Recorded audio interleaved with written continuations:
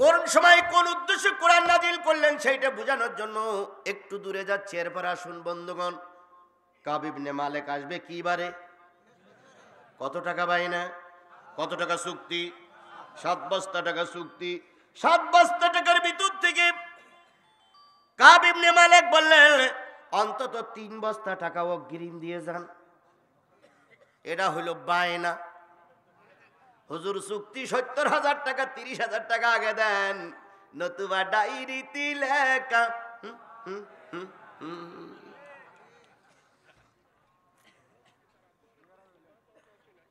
ঠিক আছে? কষ্ট পাচ্ছেন? মাশাআল্লাহ। 15 দিনের ওষুধ একদিনই দেওয়া যাবে না, ধীরে ধীরে নেন, ধীরে ধীরে নেন, ধীরে ধীরে নেন। একদিনই যদি এক্ষুনি যদি সব ওষুধ 15 দিনের ওষুধ দেওয়া হয় তাহলে তো খেয়ে বোমবাস্ট হয়ে মারা যাবেন। এই জন্য মাঝে মাঝে নেন। আল্লাহ আমাদের কবুল করুক। তবে চিন্তার কোনো কারণ নাই, আমি বাঘও না ভাল্লুকও না। আমার ওয়াজের অনুমতি দেয় না কিছু লোক, আসলেই ফাটাই ফেলবে। আমি এসে ওয়াজ করি কতক্ষণ? 1.5 ঘন্টা থেকে 2 ঘন্টা, খুব বেশি হলে 2 ঘন্টা ওয়াজ করি। 2 ঘন্টা ওয়াজ করে যদি এলাকা ফাটাই ফেলি তাহলে 40 বছর আপনি এই কয় হাট্টায় রাজনীতি করতেছেন। 2 ঘন্টায় যদি আমি ফাটাই ফেলি তাহলে আপনি রাজনীতি বাদ দিয়ে আমার দলে এসে ঢোকেন।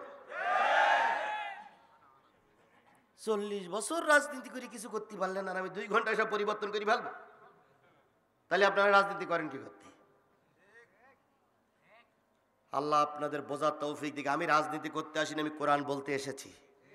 কোরআনের প্রেক্ষাপটে যেটা আসতেছে সেটাই আমাকে বলতে হচ্ছে। কথা বলেন ঠিক না বেঠিক? আল্লাহ আমাদের বুঝ দান করুক। আওয়ামী লীগ আমার ভাই, বিএনপি আমার ভাই, জাতীয় পার্টি আমার ভাই। শফি ভাই ক্ষমতায় এসেছে, আমি তাকে স্যালুট জানাই। শফি ভাই গতকালকের আগের দিন বোধহয় এক মাহফিলে বলেছে, আমি যতটুকু বাইতে ভাই শুনলাম, শফি ভাই ওপেনলি বলেছে ওয়াজ মাহফিলের জন্য, তাফসির মাহফিলের জন্য অনুমতির প্রয়োজন নাই। তাফসির মাহফিল হবে, ওয়াজ মাহফিল হবে, যে বক্তাই আসুক চলবে, কোনো বাধা নাই। অন্তত এই কথাটার জন্য আল্লাহ ওনাকে জান্নাতের মেহমান হিসেবে কবুল করুক। কারণ তিনি অন্তত কোরআনের মাহফিলগুলো বন্ধ করতে চাইননি। কথা বলেন ঠিক না ঠিক? আরে ভাই, আমরা তো কোরআনের কথা বলি, হাদিসের কথা বলি। হ্যাঁ, কিছু কিছু কথা বর্তমান যুগের সঙ্গে মিল আছে তাই বলি। মমতাজ যে জাতীয় সংসদে সিয়াসত হাদিসের কথা বলল, হাদিসকে অবমাননা করেছে, এই কথাটা কি বলা যাবে না? এই কথাটা কি বলা যাবে না? কেন বলা যাবে না? জাতীয় সংসদ তো মুসলমানদের জাতীয় সংসদ, যেখানে কোরআন তেলাওয়াত করে শুরু হয়, কোরআন তেলাওয়াত দিয়ে শেষ হয়। সেখানে কোরআনের বিরুদ্ধে যারা কথা বলছে তাদের কথা তো জাতির সামনে তুলে ধরতেই হবে। কই, আমরা তো শেখ হাসিনার বিরুদ্ধে কিছু বলছি না। যেভাবে তিনি ক্ষমতায় গেছেন, আল্লাহ যে কদিন ডাক তিনি থাক। আমরা জোর করে কারো নামাতে পারবো না, জোর করে নামার উদ্দেশ্য আমাদের নাই। যারা যা করবে তার হিসাব সেই করবে। সুতরাং আপনারা উল্টোপাল্টা বুঝেন না, আমি আপনাদের ফাটাই ফুটুই যাব না। যেভাবে আছেন সেইভাবে থাকবেন, আমিও যেভাবে আছি ওইভাবেই চলে যাব। মাঝখানে 2 ঘন্টা ওয়াজ হয়ে যাবে ইনশাআল্লাহ। এর মধ্যে মসজিদের উন্নতি হয়ে গেল। আরো প্রয়োজন হলে কিছু বড় টাকা দেওয়ার লোক থাকলে মোনাজাতের আগে আবার একটু আপনাদের কাছে হাত পাতবো। যদি একটু মোনাজাতের আগে 10,000 দিয়ে দেন, আমি খাস দোয়া করে চলে যাব। মুসাফিরি দোয়া আল্লাহ ফিরাই দেয় না। যারা বড় টাকা দেননি তারা কাগজ কলমে লিখে রাখেন, হুজুরির কাছে দেন, আমি আপনার নাম বলে দোয়া করবো ইনশাআল্লাহ। কারণ মূল উদ্দেশ্য মসজিদটা উন্নতি হোক। আমার ভাইয়েরা, কয় বস্তা বাইনা দিয়ে যান? 3 বস্তা বাইনা দিয়ে যান। আবু জেহেল টাকা বাইনা দেওয়ার আগে বলতেছে, ভাতিজা টাকা তো বাইনা দিচ্ছি, কিন্তু তুমি কি পারবা? মুহাম্মাদের সঙ্গে মোকাবেলা করতে পারবা?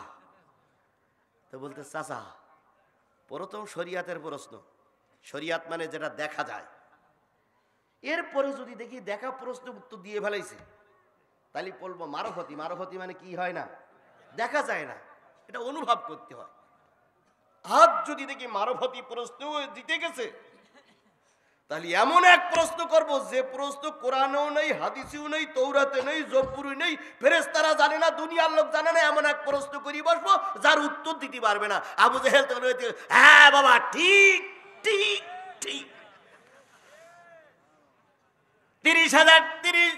3 বস্তা টাকা দিয়ে আবু জেহেল চলে আসলো, বগল বাজাইতে বাজাইতে, আর বলে এবার মোহাম্মদ হয়ে গেছে কাজ।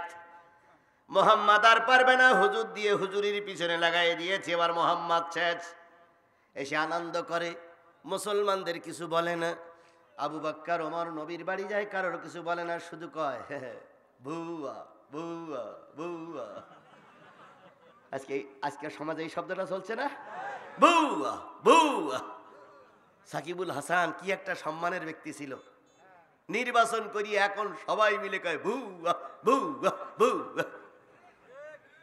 ওই যে খেলার মাঠে ভুয়া ভুয়া করতেছে, ওখানে আওয়ামী লীগের লোক 2-4 নেই, তারা তো বলে আমার লোক, আমার লোকের কথা তো বলতে পারে, তারাও বলতেছে ভুয়া ভুয়া ভু। কি দরকার ছিল ওখানে যাওয়ার? ওর চাইতে বড় সম্মান ছিল খেলোয়াড়ের জগতে। বিএনপি, জাতীয় পার্টি, জামাত ইসলাম, আওয়ামী লীগ, চরমনাই, হেফাজত, সবাইকে তারা স্যালুট দিত যে না আমার দেশের রত্ন। কিন্তু যে একটা প্রতীক নিয়ে, একটা দলের প্রতীক নিয়ে নির্বাচন করেছে, সেই দলের কিছু লোক তারা সাপোর্ট করতেছে, তাও দলের ভিতরে কিছু লোক বলতেছে ওর মতন লোকের আশা ঠিক হয়নি। কারণ দল যে যাই করুক, দেশটা তো আমাদের। আপনি আওয়ামী লীগ করেন, বিএনপি করেন, জাতীয় পার্টি করেন, কিন্তু দেশ আমার। এই 56,000 বর্গ কিলোমিটার আমার দেশ। কথা বলে ঠিক না ঠিক? এই দেশের বিরুদ্ধে যারা কথা বলবে তাদের গলায় পা দিয়ে জিহ্বা টেনে ছিঁড়ে ফেলা হবে। মায়ানমার অত্যাচার করে আমার দেশে রোহিঙ্গাদের পাঠিয়ে দিয়েছিল। যে সেনাবাহিনী অত্যাচার করে আমার দেশে রোহিঙ্গাদের পাঠাইছিল, সেই সেনাবাহিনী নিজের দেশের তোপের মুখে পড়ে এখন ঘুম ধুম ক্যাম্পে আজকের রাত 8টা পর্যন্ত সংবাদ 60 জনের বেশি সেনাবাহিনী পালাই এসে আমাদের বিজিবির কাছে আত্মসমর্পণ করেছে। কারণ ওই দেশে এমন বিশৃঙ্খলা বেঁধে গেছে, এখন আর ওরা ট্যাকেল দিতে পারতেছে না। অথচ ওদের অত্যাচারে এই 10 লক্ষ মায়ানমার মুসলমানদেরকে আমার দেশের সরকার ট্যাকেল দিয়েছে, খাবার তৈরি করে দিচ্ছে। কথা বলেন ঠিক না ঠিক? তোমরা একদিন অত্যাচার করেছো, এখন আল্লাহ পাক পাল্টা কাউন্টার দিয়েছে। এখন তোমাদেরকেও পালিয়ে আমাদের কাছে আশ্রয় নিতে হয়েছে। একদিন রোহিঙ্গারা আশ্রয় নিয়েছিল, আর এখন সেনাবাহিনীর লোক আশ্রয় নিয়েছে। হয়তো কিছুদিন আগে সরকার এসে বলবে আমাদের বাঁচা। এই জন্য দেশের সঙ্গে গাদ্দারি করে সে হলো মুনাফিক। এই জন্য আমরা দেশ বিরোধী নই। কথা বলেন ঠিক না ঠিক? খবরদার কোনো অবস্থায় যেন দেশ বিরোধী না হই। আমরা দেশের কল্যাণ চাই। সরকার একজন আছে, কালকে থাকবে না, তবে দেশ তো আমার থাকবে। আজকে যে সরকার আছে হয়তো 5 বছর পরে সরকার থাকবে না, কিন্তু দেশ থেকে আমরা যাবো কোথায়? এই জন্য দেশের অকল্যাণ হোক, দেশ বিরোধী কোনো কার্যকলাপ চলুক, এটাই 18 কোটি মানুষের কোনো সিদ্ধান্ত নেওয়া ঠিক নয়। আল্লাহ আমাদের বোঝার তৌফিক দিক, সকলে বলুন আমিন। আমার ভাইয়েরা, কয় বস্তা টাকা আসবে কবে? বৃহস্পতিবারে।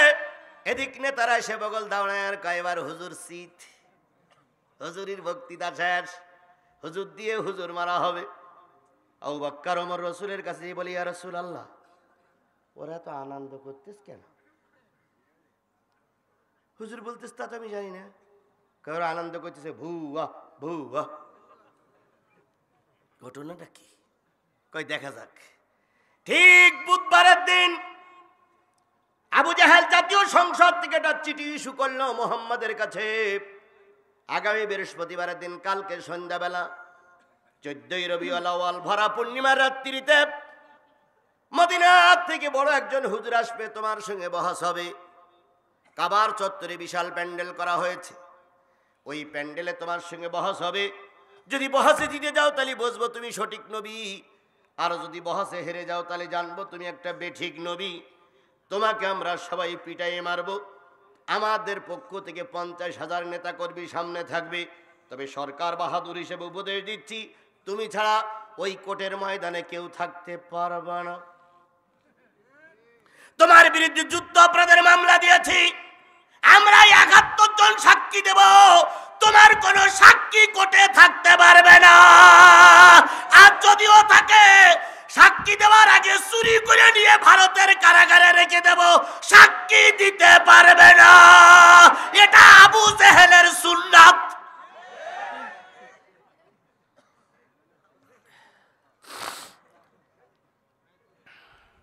এটা গণতন্ত্রের সুন্নাত নয়। কথা বলেন ঠিক না ঠিক?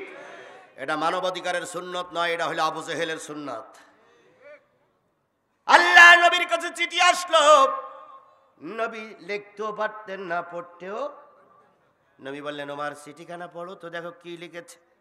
হযরত ওমর চিঠিখানা একবার চোখ বুলিয়ে দুই চোখের পানি ফেলায় কাঁদে আর কয়, ইয়া রাসূলুল্লাহ, কোন কায়দায় মনে হয় আপনার আর বাঁচানো যাবে না।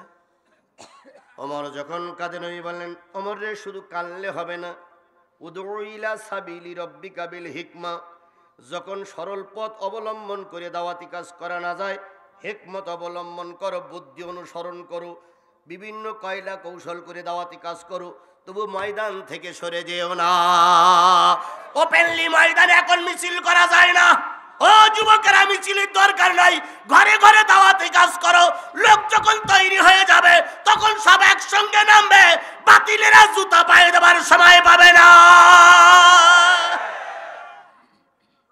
সাবিলি রব্বিকা বিল হিকমা, মাঝে মাঝে বুদ্ধি খাটাও। চাকরি দিতে